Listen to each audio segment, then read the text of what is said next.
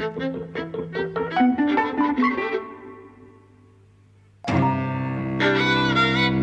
and welcome to Eavesdropping at the Movies. I'm Mike. And I'm José. And today we're talking about Astra, which is a big sci-fi space movie with Brad Pitt, directed and written by James Gray, co-written with Ethan Gross.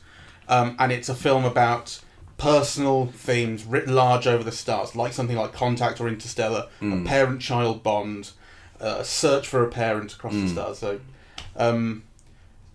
I really liked it for the most part. I love it. I think it's a great, great movie. And I think part of it is because it's so unusual. So on the one hand, it is like this big budget movie, but you would expect a big budget space movie to have lots and lots of action. And whilst this does have action, it's not an action movie, right? It's not action in space. It's almost like a kind of an existential movie about, what is being, who am I, and in the middle of it, there is like this search for the father and subsequently a kind of a kill the father thing, though, also a save the father thing, right? Yeah. So, there's all kind of this quest for the father in this film. Though even that, I think, is to me not really the most important aspect of the film. I mean, I really love the way that the film looks, and also the way that James Gray, the director, directs, the way that he uses, these very expressive kind of elements of mise en scène. So I think our first image of Brad Pitt in the film is like an image out of focus, seen behind glass, kind of slightly wavery, is what I remember. And then kind of, pretty soon he has this voiceover telling you, how he functions, what he does, and and he says he blocks everything out, he compartmentalizes and whatever. And you have this figure, again, out of focus, who just kind of begins to walk out the door and leaves her keys. And just through that, you're just telling you, his wife has left him, right, or is leaving him, right? And you're not even seeing, it's kind of, it's all indicated through this use of, a focus. Yeah, she's incredibly out of focus, very much in the background of the scene. In the background of the scene. That was a very effective shot. Yeah, and in the background of his life, right? I mean, it's that kind of expressive, rich mise en scène that this film has. And what you learn about Brad Pitt's character is he's an astronaut and an engineer. And his dad, who you see in the film, is played by Tommy Lee Jones. Yes. Is the most decorated astronaut that humanity's ever had. This is set in the near future, so there's kind of space exploration. Mars has been colonised, the moon has been colonised and turned into like an airport with a concourse and stuff. So humanity is spreading throughout the solar system, and his dad has not been seen in decades, but is this very well known, very famous, very well respected astronaut and hero. And you have characters in the film saying, he is the reason that I got into doing this. So everyone sort of loves him. I think what you kind of get is that the reason that Brad Pitt closes himself off emotionally is because he lost his dad. He hasn't seen his, and so this is where I think a relationship with Contact and Interstellar come in. Interstellar's a bit different. Certainly, it's very much like Contact. The dad went into space and is no longer there, and the kid had to kind of grow up without him. And so you feel Brad Pitt protecting himself emotionally and kind of protecting his wife, but in a very ineffective way, because obviously he's alienated his wife. He's closed off. He's emotionally closed off to everything around him, right? And that's what he says. Like he makes being an astronaut his life, right? And the price of that is excluding everything else. I think one only has to look at the final speech, which I think you groan, but I find it kind of a really lovely speech, where he's always searching for something else, and I think this is also kind of both the world of the film and what the film says, but it also kind of works kind of metaphorically, right? There is no other life in the universe. We are all we have, right? So he proposes to kind of, to be more involved and to look after kind of, the people around him and to rely on them more so that they can look after him because, this is all we have, right? So I don't groan at the sentiment, but I groaned at a lot of the dialogue. I really, really, really like the film. Right, I want to get that clear. I think it looks fantastic. I think it has really a really interesting aesthetic, similar in some ways to First Man, which I didn't like very much. I like it more here. So there's a lot that I like, but there are times when it is very badly written. Can you give some examples? Because I didn't see that. Well, I can definitely give an example of the scene where, early on in the film, Brad Pitt goes to meet a group of higher-ups in the military who want him involved in this mission to go and make contact with his dad. That's a scene where people are saying things that everyone already knows. You know, like saying things like you waste your exams, you waste your tests, and the guy says specifically basic combat and like being a cool spaceman or something. And it's like the two things you see Brad Pitt do in the film are be a cool spaceman and do some hand-to-hand combat at one point. It's just setting up for the audience. Everyone in the room already knows that. And then they talk about Brad Pitt. And then they talk about his dad, and they say this mission, this Lima mission, which his dad was sent on to look for extraterrestrial life throughout the galaxy. He went to Neptune, and they say, who was the commander of that mission? They say, it was my dad. They say, yes. And then they produce these 3 photos of Tommy Lee Jones, put them on the table in front of Brad Pitt, and Brad Pitt goes, yes, that's him.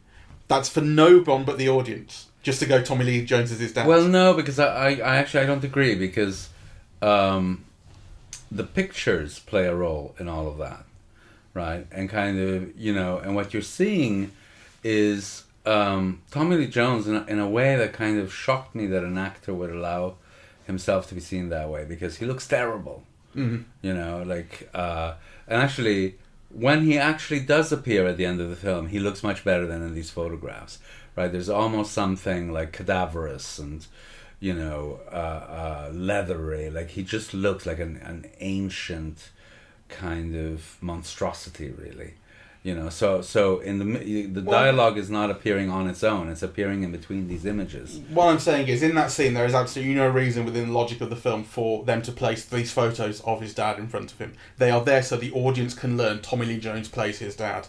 Well, and not just Tommy Lee Jones, but Tommy Lee Jones in disguise. I mean, so I think I didn't have any problem with that at all. I found that very, very clunky. That is the one real standout in terms of clunkiness, but the rest of it was something that I had to get used to. So there is this thing about Brad Pitt's character being very closed off emotionally, as we say, and he constantly goes through these sort of tests where he speaks to a computer, not unlike something like the baseline tests in Blade Runner 2049, which are there to sort of test his humanity. In this, they're to test his sort of space-worthiness, like mental state, where he talks to a computer system about what he's feeling, and the thing about Brad Pitt's character is he kind of doesn't feel. He asks himself in the voiceover at some point, why aren't I feeling anything? Again, I found very clunky.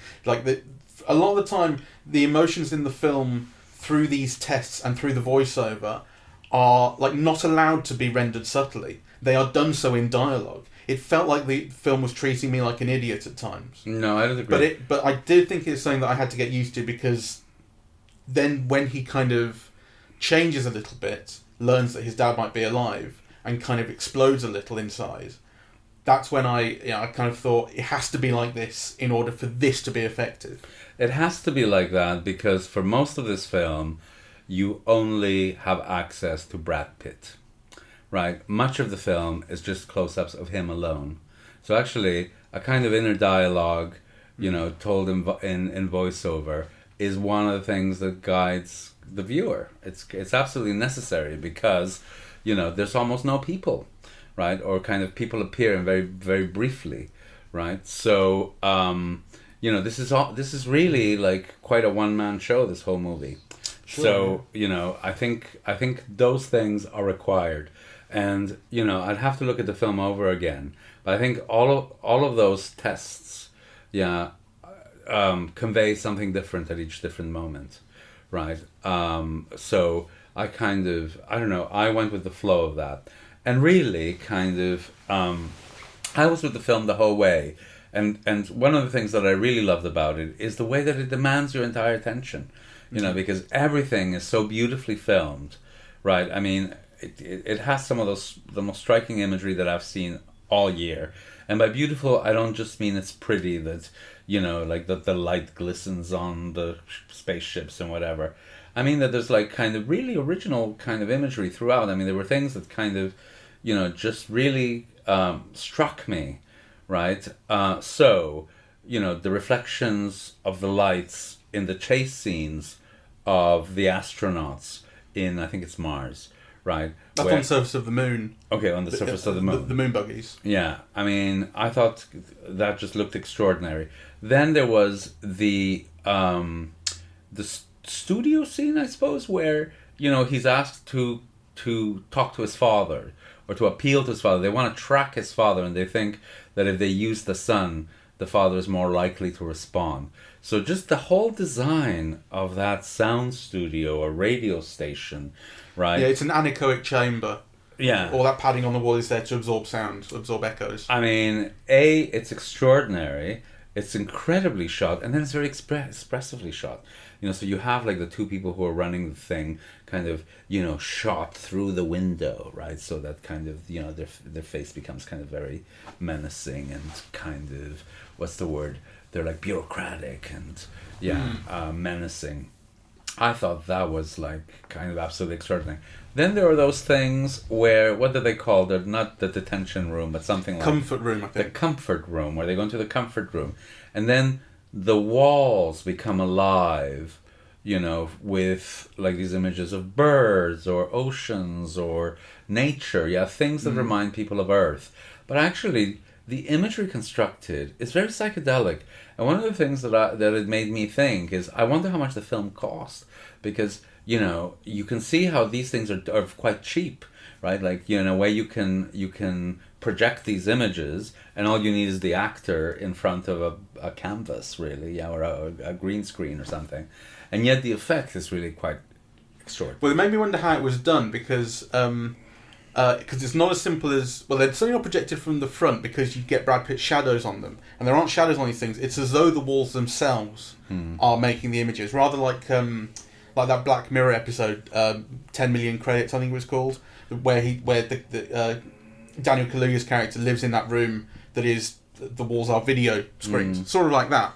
Not quite as sort of obvious. So like, I thought maybe it was back projected. Then at one point Brad Pitt punches one of the walls, which suggests it's made of like stone. So but it was a fantastic effect. And the first time you see it, he's sat there, and the image that's being projected is of these two bees, and they're giant. Compared to it, like, either side of his head, and they're kind of feasting on a flower, or whatever. And it's just it's a weird, wild image, and it has this connotation of sort of the way that a dystopian future would sort of placate you.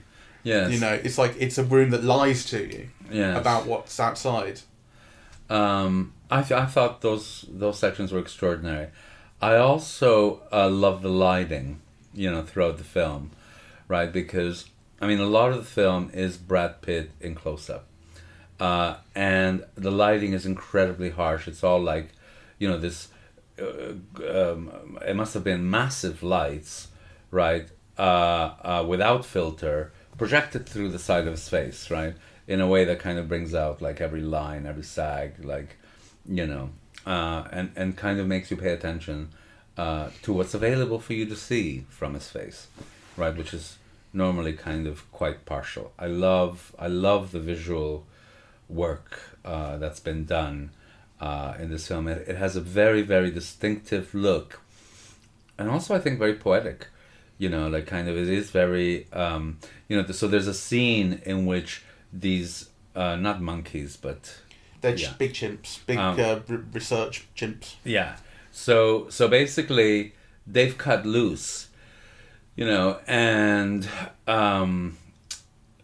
basically they've eaten, or they've begun eating, one of the astronauts, right? And kind of, in the way that those images are shown to you, first with like the face is scratched, but then with a nose missing, right? And then a limb that's been eaten away, so that what you have is the bone, and kind of, and presumably all of this done while the guy was alive. That is just kind of, horrific and sad.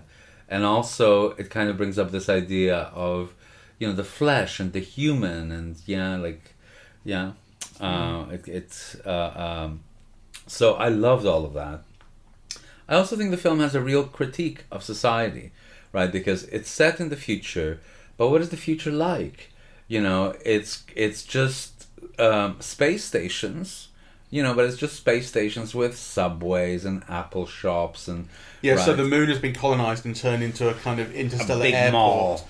Yeah, and so it's like an airport, but it also has all the things that go along with an airport. It's got a concourse and it's got subway, and as you say, all these shops. It's very striking imagery when you first look at the moon, and you have this imagery of the kind of spaceport, and it has these neon signs Yes. for the various shops that it. Fantastic. And also sad and what's the word?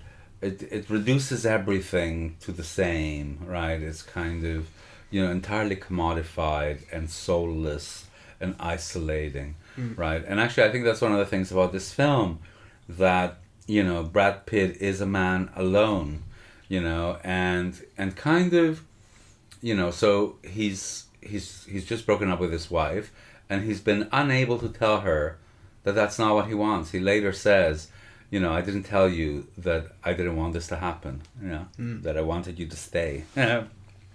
So, you know, he can't communicate his feelings. Actually, through most of it, you don't see anyone for him to communicate his feelings to, because, you know, you do see other astronauts and officials and army people, but they're very partial. They come and then they go, or, you know, they come or they die, or, you know, I mean, one of the things I didn't get, for example, what is the Donald Sutherland character? Well, that's the first act of the film. I think is terrible, and that's where Donald Sutherland turns up, and that's where that chase on the moon appears as well, which I think is a pointless scene. It's there because it needs a bit of action at that point. You know, I mean, that really strikes me as a studio mandated scene. Like, you can't go through the first act without there being something exciting. I'm not sure about that, because one of the things that the film is trying to make an analogy about is with settlers, or, you know, how do you call, you know, those Americans who went west? The a pioneer. Manifest Destiny thing. It's a pioneer, right? So there's something about, you know, Brad Pitt coming from a family of pioneers, right? And his family's a pioneer, but actually now, so if in the 18th century you were a pioneer because you went from England to Philadelphia or whatever, right? Kind of now you're a pioneer if you go to the moon, right? Yeah, so I think the film is trying to make kind of, you know, connections like that. But what you find is that you're a pioneer and you go to the moon, and what's on the moon? Subway. You could get your Subway sandwich and your pioneering stance at the moon. Well, I mean, I don't think that's where, if there is a pioneering thing going on, I don't think it is with the moon, because, I mean, the thing about the moon is, as you say, it's commodified. Commercial space travel has become a reality in the world of film. Virgin Atlantic takes him there. But that's the only thing that is habitable, right? So what you see in the rest of the film is a progression to other planets, you know, from Mars to Neptune, and they're all uninhabitable. And in fact, that ends up kind of, you know, being that debate where, you know, his father basically has sacrificed everything and everybody else's life, in fact, you know, with this dogged determination to discover other life forms, you know, and then kind of Brad Pitt tells you, well, what he didn't realize is that, you know, his discoveries were in fact very important. Yeah, it is very important, for us to know that we are alone, right, or at least alone this far, you know, from Earth. So I think that something is being, you know, the film is playing with something, with that idea of pioneers, you know, and piracy, and, you know, the riskiness of all of that. So I'm not sure. So the people that chase them on the moon, they suspect are pirates. You don't actually really know their identity, but there is talk just before going to the moon, in that sort of departure lounge, if you like, of you know, kind of be aware that the moon has no borders. There's mining on the moon, and there are wars over mining on the moon. So just stay to the airport, basically, is what you're kind of told. Going beyond that, to get to this other place they need to be on the moon, they have to traverse this sort of uncharted or kind of, you know, Wild West type territory. Yeah. And these pirates sort of chase them, and so I can sort of see what the film is going for there. But it did strike me as not. It didn't feel like it was kind of speaking to the core themes of what the film was really about. I saw it. I I think it does. I mean, again, I have to see it again to make sure. But I mean, for me, if the trajectory is an emotional one for Brad Pitt, right, in which he finds out something, then kind of the world and what it's becoming is a necessary context for how he develops and what he becomes. And it's a world that has moved away from Earth, that has colonized other places, but actually what you have in other places is structurally exactly the same problems that face Earth in our time, or even earlier in the 19th century. It's, you have these colonizers and you have these huge corporations, and what are they doing? They're just fighting for resources, right? So kind of people are risking their lives, but really it's just a struggle for resources, and in which kind of, the wars are being fought with pirates and other kind of people out to make a buck. So, in some ways, it's not this ideal of, let's increase knowledge and let's find out, what's in space. It really is just kind of like, this base struggle for, war for resources, which I think is important, because actually that's not what, neither the protagonist nor his father were working towards. Right? So I think... Yeah, there is a sense in which the big ideas, certainly when you meet Tommy Lee Jones' character at the end, the father, he's talking about these big ideas and how he had to leave people behind to pursue them, and how he had to kill the other people on the space station because they wanted to leave and all the rest and ruin his work. There's a kind of a Colonel Kurtz thing going on with him, I think, quite deliberately. And also with the voiceover, the Apocalypse Now sort of, I think it's doing that as well. But yeah, he talks about the big ideas. And there is this sense in the piracy, for instance, that we just bring our problems with us wherever we go. Like our big ideas can't help us escape that. Yes. What to me is the core of the film is a feeling of loneliness. Yes. Which you kind of alluded to. Brad Pitt is very alone, and he is searching for his father across space, and he ends up alone on that ship. Where he inadvertently, although not entirely unforeseeably, causes the death of the other 3 astronauts who were going to Neptune. And he is isolated within himself. He closes himself off quite deliberately, but you also get the sense that it's not just that it's not just a deliberate decision that he makes to separate his emotions from his work and that kind of thing.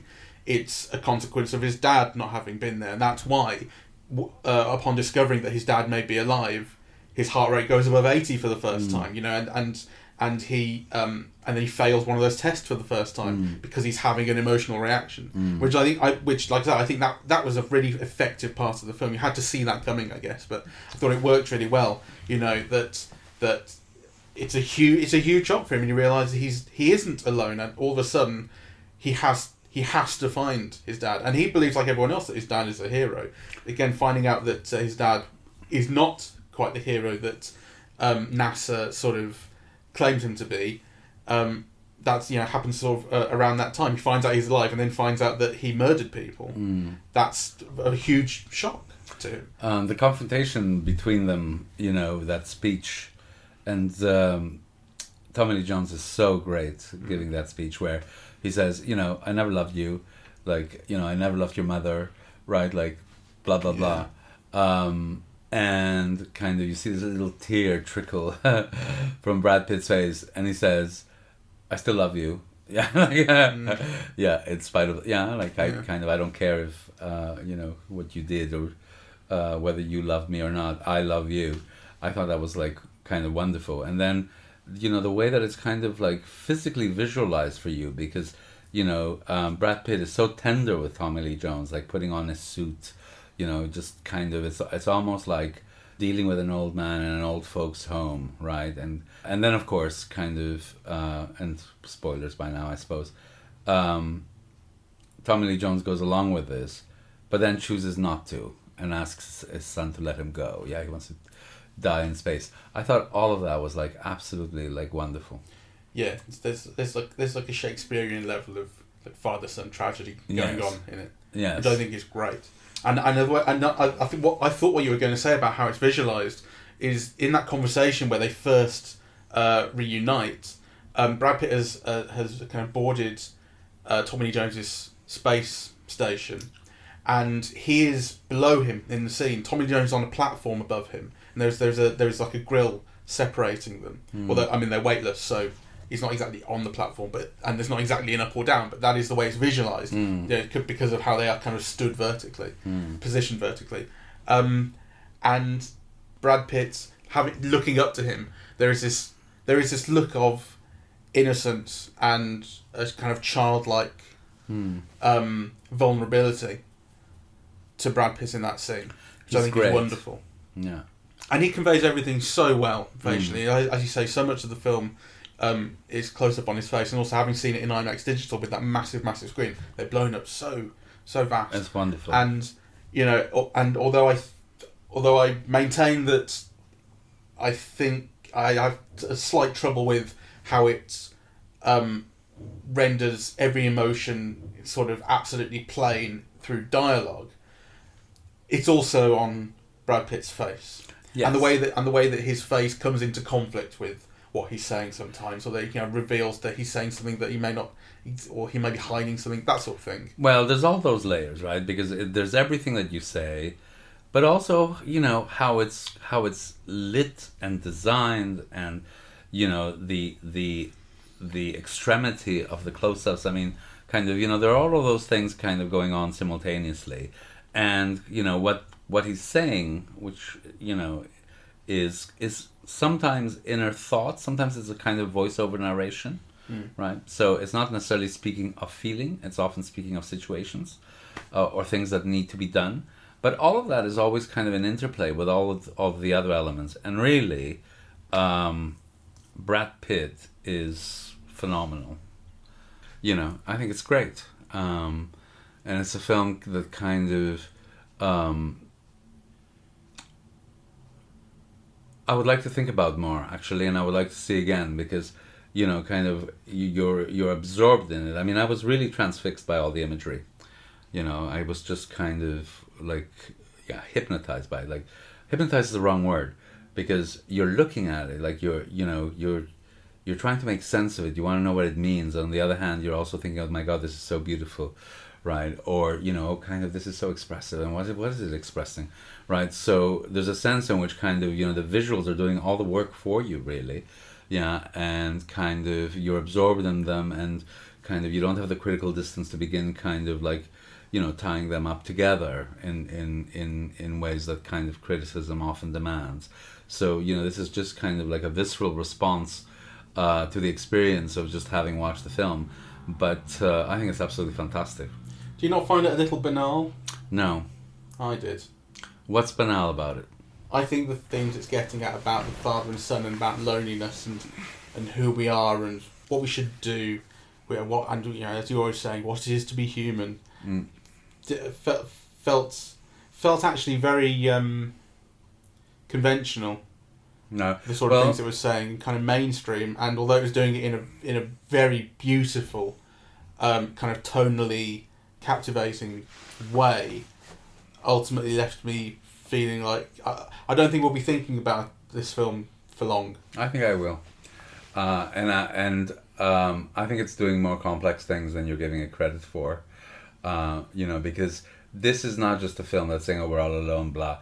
It's a film in which the world that it's depicted is one that's very hierarchical, that has a real lack of freedom, that is incredibly structured to an nth degree, that is also entirely corporate and militaristic, and so the film does all of that, and then at the end of it says, but I don't care now, kind of, what I'm interested in is having a human connection, and you can see why, and I think the film is doing kind of complex and interesting things, with that. And more than that, even if it's not doing anything new, it does so kind of very poetically. It does so very beautifully, very, there's a kind, the way that it visualizes all of that is just beautiful to me.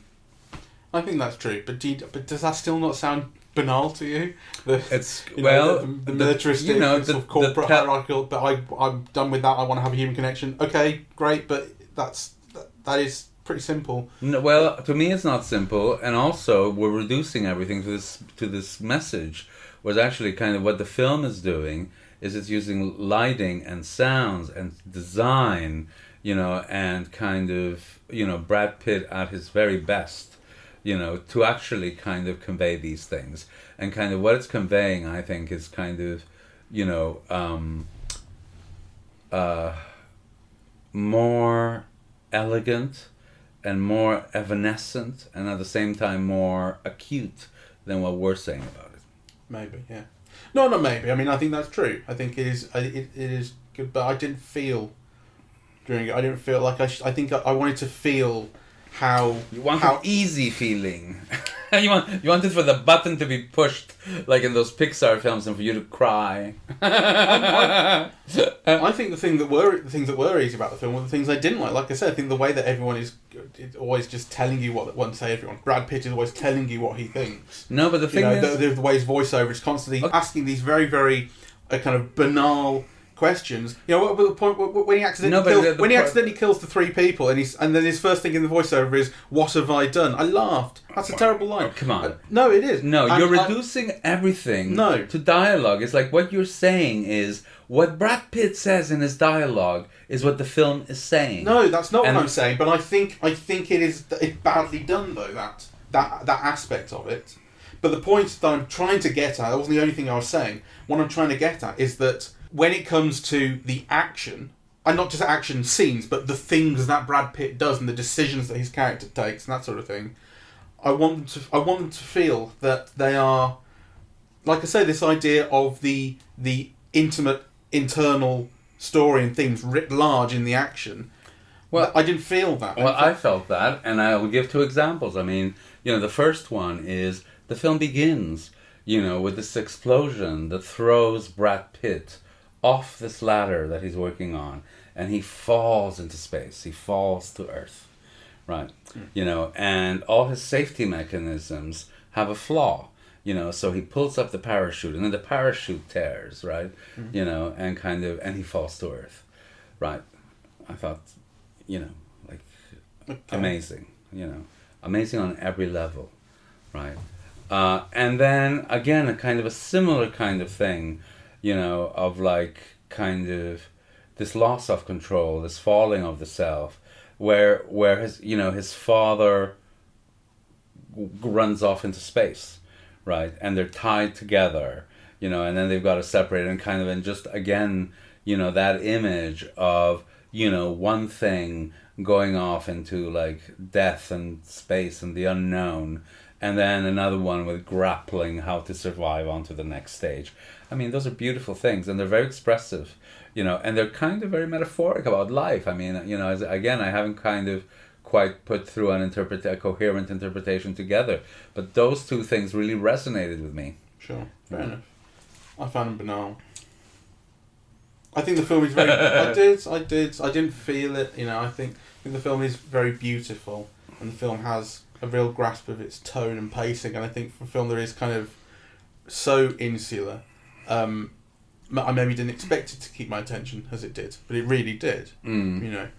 See, I was under the impression that you were quite annoyed at the beginning. I was for the first act, basically. And then it won you over. Yes, that's absolutely the case. It did. There were things that I got used to, and there were also things that just stopped happening. And combination of that meant that I liked it much more as the film progressed. Once you get rid of the stuff on the moon, once you get rid of the stuff with Donald Sutherland that is... Yes, I don't get the Donald Sutherland stuff, but maybe that will reveal itself more clearly on second viewing. Once it became this more personal thing, I think once the truth about the dad was revealed, I guess, and sort of Brad Pitt had more of a stake in what was going on for him, that sort of thing, I liked it more. I think it's 1,000,000 times better than First Man, which I really liked. I think it's a great movie. I think it's like an art movie, really. It's a movie I want to see again. It's like a real filmmaker at work. Kind of very conscious of all kind of, dimensions of filmmaking. It's really, really great. Kind of some of the things are just kind of stunning. I mean, again, I mentioned this at the beginning, but just how he uses out of focus, something of being out of focus, to not just, not prevent you from seeing, but also to express something, and to create a mood, and a tone, and really to convey, in this case, an important, plot point, really. So, I mean, I thought that was just kind of, an extraordinarily skilled filmmaker with a poet's touch. There are two more things I want to bring up. One is God and religion and its various invocations throughout the film. Did they occur to you? Did you notice them? No, I didn't. I only noticed them at the moments where people were being buried, right? So I did notice that people said like Christian things and then fuck them off the spaceship, right? But so I didn't attribute any more meaning to it than that. I think this is a film that kind of I took to be as, a world without God. Yeah, well, the question is then why is that why it is being kind of invoked so often? Because there are a number of occasions where I noticed, like that when they take off from the moon to go to Mars, the four of them, and he's kind of pitching the lift, the captain prays to Saint Christopher.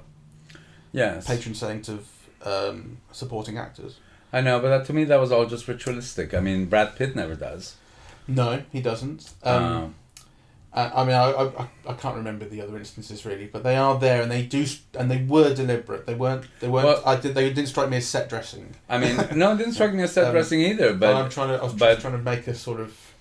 Well, the only thing that I made out of it, it's like America now. Kind of. Some people believe, and some people just ritualize those beliefs and kind of, speak them without necessarily meaning or feeling them. So it is a world without God in the film. I mean, that's for sure. So praying to Saint Christopher doesn't save the captain. He's the one who gets eaten by the chimp. That's right. So I mean, I just think that's just part of an invocation of a particular militarized kind of.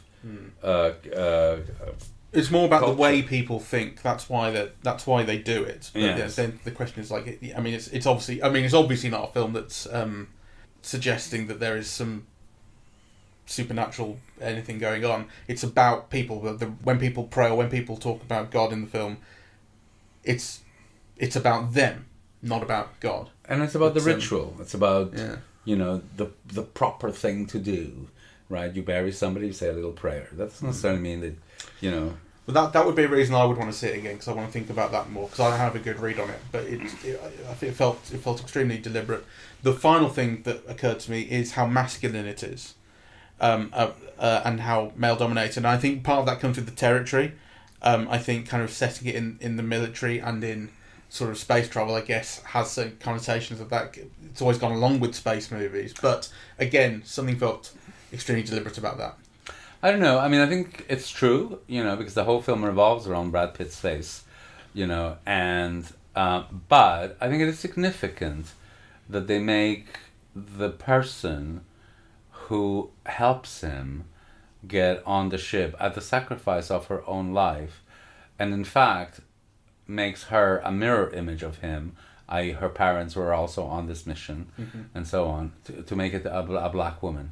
Yeah. I think that's kind of a deliberate choice. Yeah, you could have made that into another young man or whatever, right? Yes. You could have had that character go either way. You could have made it into a man. You could have made it into a man Brad Pitt's age. You could have made it into a younger man. I mean, each of those choices would have created a different dynamic. So I think to make, a younger black woman play that pivotal role is, it's more than just lip service to that problem. Because the film could have been all men. I mean, it would be interesting to see, how many women were in other kind of space films, like, what's the famous one with Dennis Quaid and Bacon and all those guys? Apollo 13. Apollo 13. Dennis Quaid was in Apollo 13. Well, if he wasn't in Apollo 13, he was in something else. Apollo 13, the space guys are Gary Sinise, or he stays on Earth, Tom Hanks, Kevin Bacon, and Bill Paxton. Well, let me... if Dennis Quaid's in it, then he's in Command HQ, wherever, Capcom. But that's Ed Harris mainly. So, I think what this film does is, I think it equates a certain humanity and emotional openness with women. I think that's why Ruth Negga, who plays the the right stuff. Yes. Yeah. I think that's why Ruth Negga, who tells Brad Pitt the truth, was cast. You know, that it wasn't a guy or something. And because basically, there are two important women in the film. There's her and there's the wife, played by Liv Tyler, who you see very little of. You see her leave at the start, and you see her come in and reconnect with him at the end. Which again, that's like a first man-like thing. At the end of that film is the reconnection back with the wife, and then actually that struck me as kind of retrograde storytelling, to be honest, not imaginative. And why? Well, to me, again, it feels central. You know, he's let his wife go because he can't be open and connect and tell her anything about him, because he compartmentalizes his life. You know, throughout this mission in space, he actually thinks more about his wife than he does about the father. It seems to me that kind of like reconnecting with his wife at the end is like entirely kind of essential. Well, that wasn't so much the thing that struck me as, I think it probably is essential. It wasn't quite so much what I was thinking of there as the way I think it kind of associates humanity and emotion with women, and there is a sense of the spaceman as a kind of a Wild West figure, I suppose, not unlike the Frontier that you were talking about. You know, the Western hero as, again, closed off, and any show of emotion is dangerous and that sort of thing. Well, that's true. Though, you know, if you push that analogy with the Western hero, you know, a lot of Western heroes were like very emotional and very volatile, and you know, and so on, right? Like kind of, you know, it's not just like this quiet, silent type, you know. So I think it's kind of, I think here it's kind of,